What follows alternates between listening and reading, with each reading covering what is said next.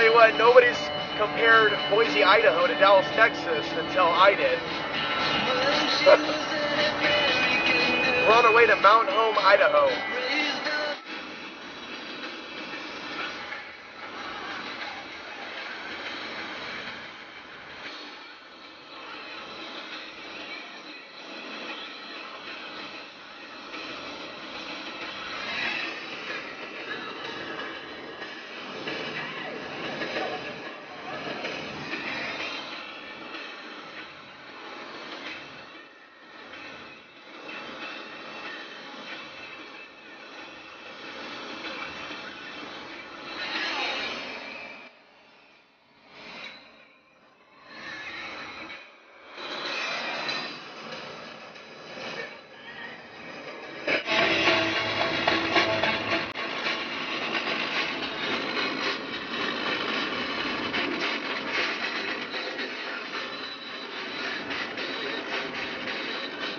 I ain't afraid of no redneck. I'm afraid of hipsters. The hipster apocalypse is upon us! Run for your lives!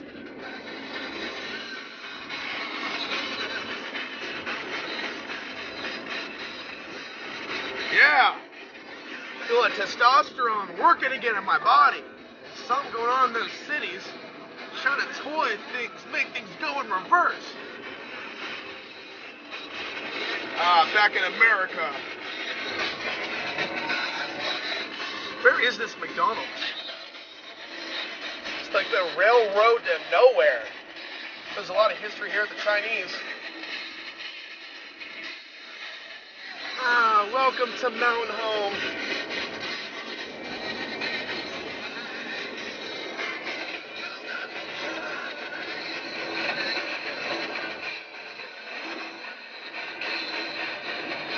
I want to thank you. Hot dog, Taco John's.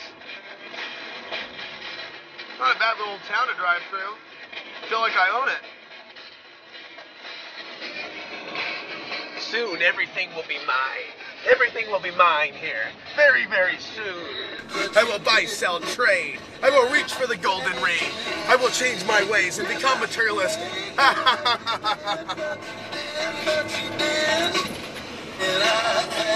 Thank you. I've been shortchanged, but I'm gonna nip that right in the butt right now. Oh, McDonald's, it's over there. Reminds me of the drive-through Raton, New Mexico. It's a much nicer town, though. Hopefully it's a little less corrupt. Oh, Raton, New Mexico, don't get me started. Those cops sell drugs. Standing in the street in the neighborhood after getting off the bus and getting ready to fight. And I was bawling. Stupid jibber jabber on the radio. Got girls talking about fighting. You're laughing about it. Anyway, strange clouds up ahead. I will admit that. I'm at a sporting event and the Star Spangled Banner. Oh, wow. Really good. Like, I will totally agree with that one.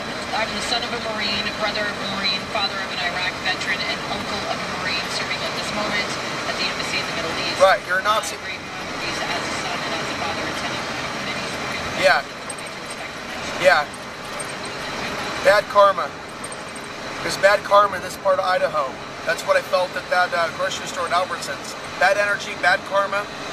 Not a place for long-term. I visited a place in Idaho. That area is beautiful. People are vibrant, full of life. But I'll tell you, these dense population centers, it is soulless. But also rural areas where people have sold themselves like prostitutes to the military-industrial complex. They're all over the place. They're literally all over the place. They are traumatized, they are broken, and the families of these people have become broken psychologically as well, as they become dependent on this military check. I mean, it is a whole welfare class that has never been properly called out for what it is.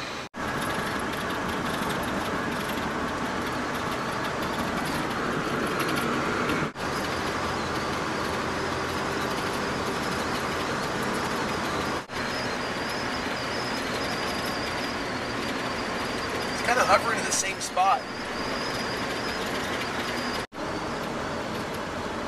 And the sun is now going down. This is the Snake River, and it feels good to be closer to a river.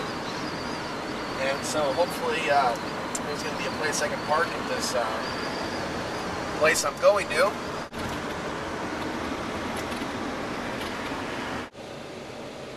The town is Glenn's Ferry, population 1,600. And I think everybody lives here in this prison. They live here together. It's a co-op. It's a collective.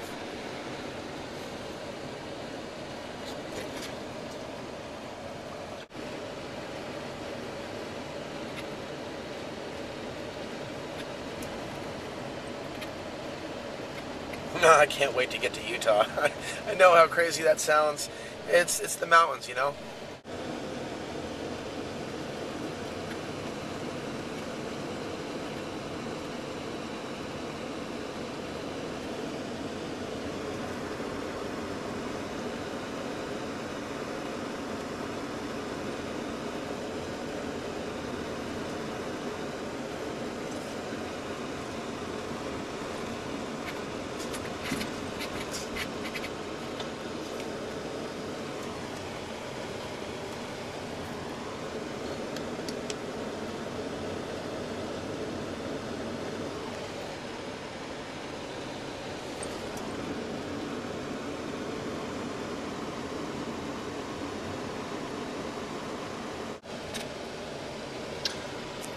What a unique little town.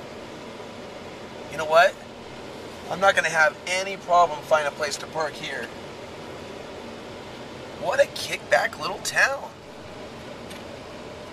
Let's turn on Logan Street.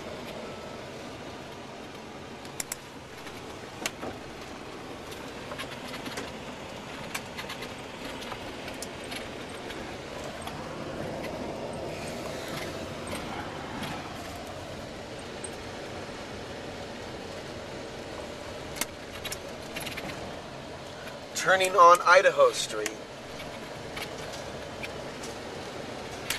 I'm afraid no ghosts. Historic rather, opera theater.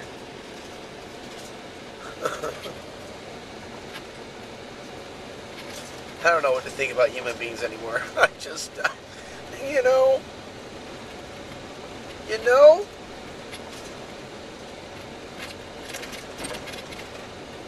Right, old Wild West bar.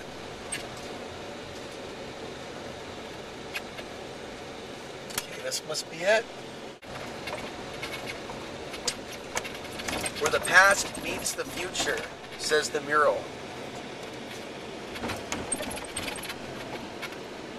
See, there's some towns that are not cool. There's some that you just know they are cool. I think this town is cool. Three Islands State Park, and that was exit 120 in Idaho, heading east on 84. Oh, feels good. Feels good. No, I was prepared for getting there next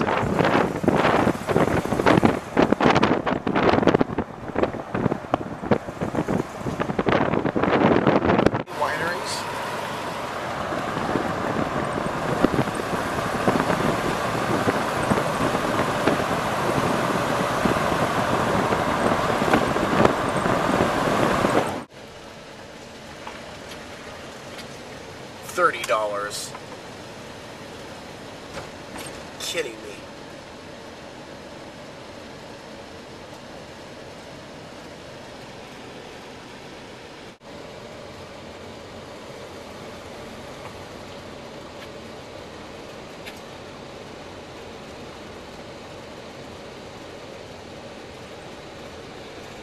So beautiful.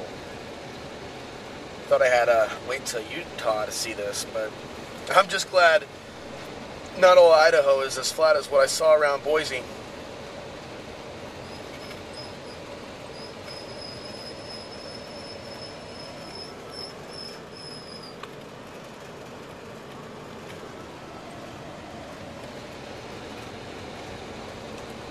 Sagebrush galore.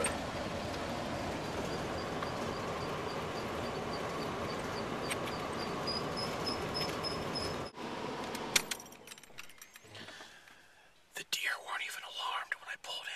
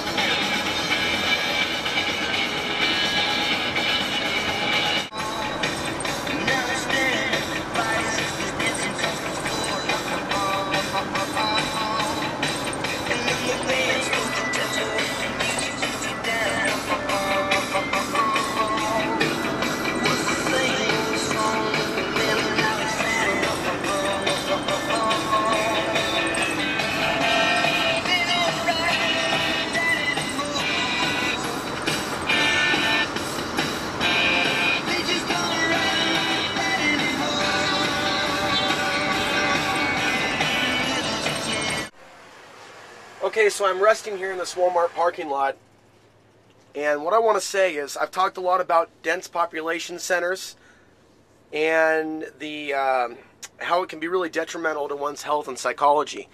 So can certain ways of living in rural America. I see people that look like they're falling apart. I see a lot of really unhealthy women, a lot of really hardcore cell phone addiction. Everywhere I look, I'm seeing the cell phone addiction. And more reports are coming out about how these ELF frequencies and cell phone tower frequencies and other things, even Wi-Fi, are hurting us. And I'm seeing more women talking to themselves and twitching, their faces twitching uncontrollably through their cell phone addiction. I've seen this in Portland. I've seen it in rural America. Something is taking place on the whole globe. And this technology grid that they're installing, also Google announced their Project Fi to compete with Verizon. It really shouldn't cost as much as it does to get internet. So there's a massive monopoly over it and the cost. And what we have are a lot of people that are addicted to really an unlimited resource, but we're being conditioned to believe that and so many other things are limited. So we stay stuck in this, slave consciousness by focusing on lack when there really is abundance. And this is a much larger picture, the way that they have hypnotized humanity. So what I'm trying to say is, you notice when you travel, when you're near a lot of these corporate stores and realities where we're just spraying like a virus, how it has infected people. But I also see the infection in places far from fast food joints and far from big box stores and people that say they don't watch TV. A lot of them are programmed anyways through their cell phones, through their own unique ways. They don't necessarily have to be watching the mainstream media to be connected to the hive mind. So as I travel through America, I see the social engineering. I see how men and women have been turned against each other. And I see what they've done to the minds of women all throughout this country. There is no escape. There is no escape from the reality of what they have done to the minds of women to control this planet Earth. I kid you not, this is about as fast as you want to go in something like this. Everybody's passing me, all the semis. It's, I'm telling you, anybody that would sit behind this wheel and drive this would understand it is not really much safe. Well, I mean, it's really windy out. It's rainy and it's windy. And there's something about the shape of this motorhome, the square shape, it's really susceptible to wind gusts. So I play it safe, and rarely do I even get it up to 65. When it's 65, it's like no wind at all, a complete straightaway. So 45 to 50, now I'm at 55. That is the average speed that I would consider this motorhome to be safe. Got some dark clouds up ahead here. What I'm hoping is that I'm driving through the storm system and it's isolated this area and not the whole area. Then again, I looked at the weather report for a place I'm going 2 hours from here and they got rain too. So, yeah, I might be pulling over soon.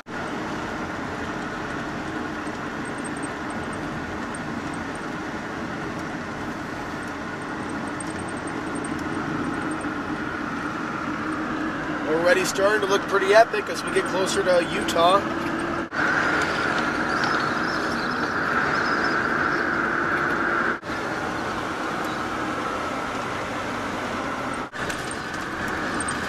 Okay, we just crossed the Welcome to Utah sign. I am officially in the state of Utah. I'm in Snowville, Utah at the Flying J Ranch, and it is coming down hard.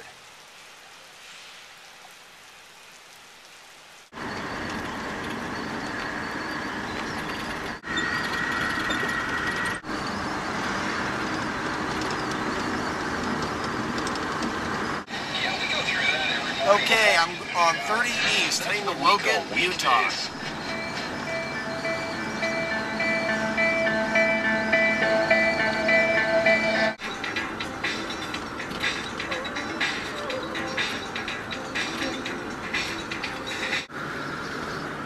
Crossing the Bear River.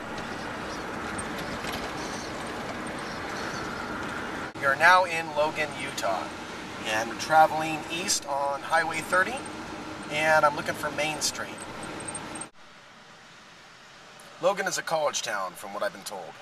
Okay, it's a sunnier day. It's about 11 a.m. And I am now about to cut south through the state of Utah. It's going to be quite an adventure ahead.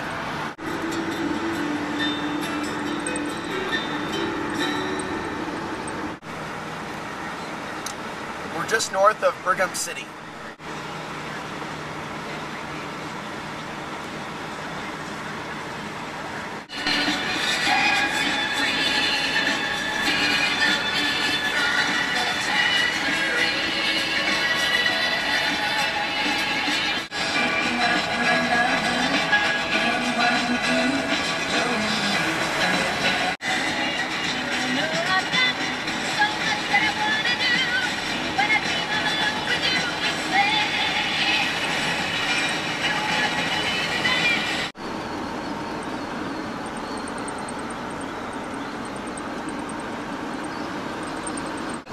Dawn has taken time off to travel. That speaks volumes, doesn't it, Abby? So I've got a straightaway throughout most of the state of Utah, which is nice after some really windy roads there in eastern Oregon, Idaho, and northern Utah. Now going through, Thanks, Don. Thanks for joining us. heading south. I got a straightaway for quite a few miles.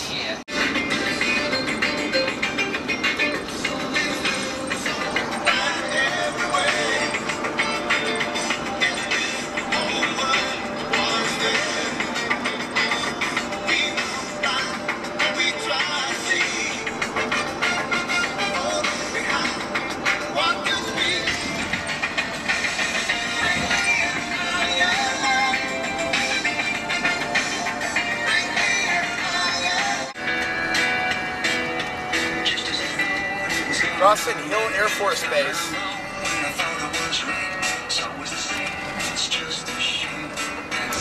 It's just a shame, that's all, you know. People just don't realize there's a lot of negative energy concentrated around places where people practice killing other people. There's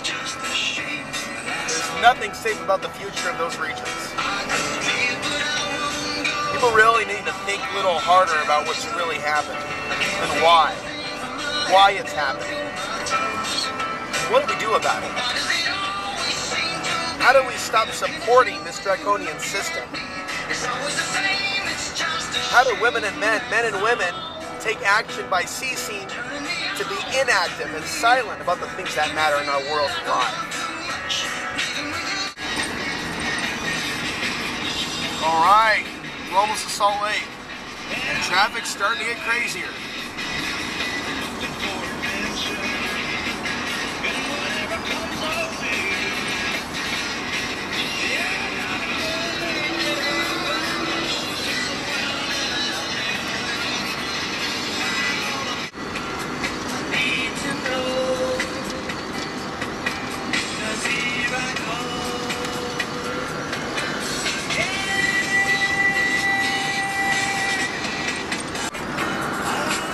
Downtown Salt Lake City to my left. You can barely see it over the wall.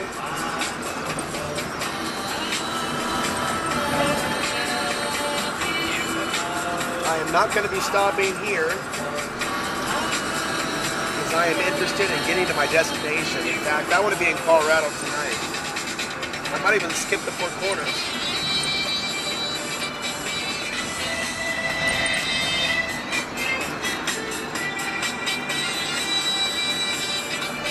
We are on 15 South.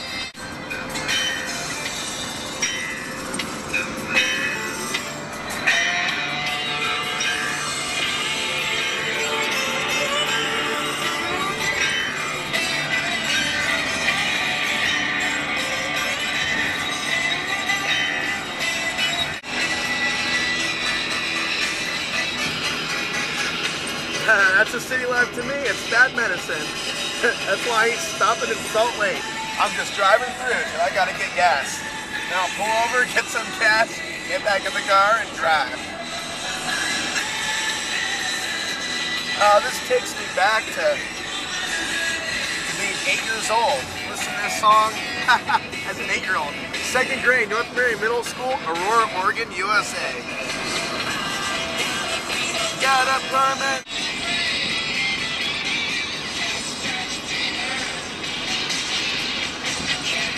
Oh, when I heard this song when I was 8 or 9 years old, I immediately thought it was about STDs, which it probably is. Like gonorrhea or something. Oh man, be careful who you bed down with, especially if you're a Portland, Oregon resident. Ow! It gets nasty.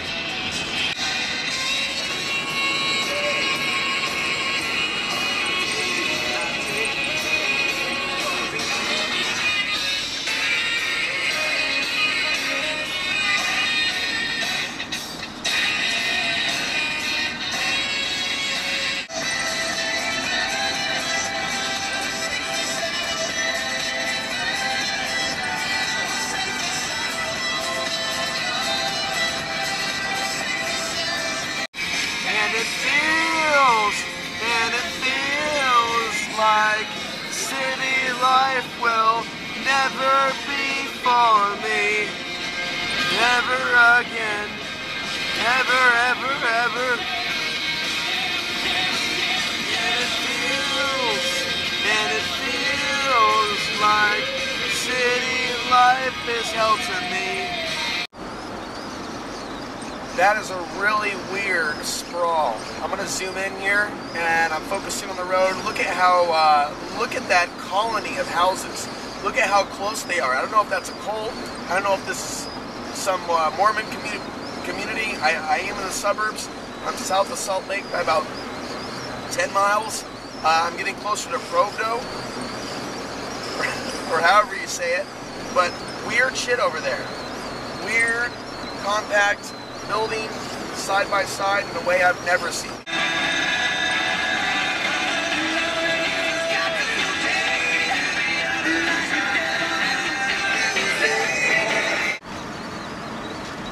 Okay, so there's a couple ways into Colorado from Utah, but one of the first is Highway 6 and one of the better because it goes into Grand Junction and then Gunnison, about the middle part of Colorado. There's another way where you go through Wyoming and then Colorado, and there's a way in the southern part of the state where you go through Durango. So I'm going to be taking E6, Spanish Fork Main Street Price, and Grand Junction is about 4 hours from here. And I believe that from Grand Junction to Alamoso is probably about 5 to 6 hours, I'm guessing. Okay, we are now pointed east, no longer going south. And already I can see more sprawl right behind the McDonald's of these homes that have been built very close to each other. It's weird cold colony shit. I mean, I know this is Mormon country, but gosh darn. Gosh darn. Okay, so this is a significant point because I'm guessing we're going now, obviously, we're going in the direction of some mountains. We're leaving the big box store land. We're leaving the urban terrain, and I always feel good when that moment comes. You know, because I'm really sensitive to the shifts in energy. Anyway, we have this wall here. It's blocking off, like, all these homes, like, built side by side. And as I pass through the other patch of homes, built next to each other. I'm wondering, like, what is it, like one rich dude with like a whole bunch of different wives, Mormon and not Mormon, they just like the bad boy, they like it like that. I don't know, man, it's Utah.